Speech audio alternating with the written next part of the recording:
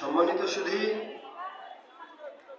মেলার মাঠ প্রাঙ্গণে কোনো প্রকার কোনো যানবাহন নিয়ে কেউ প্রবেশ করবেন না।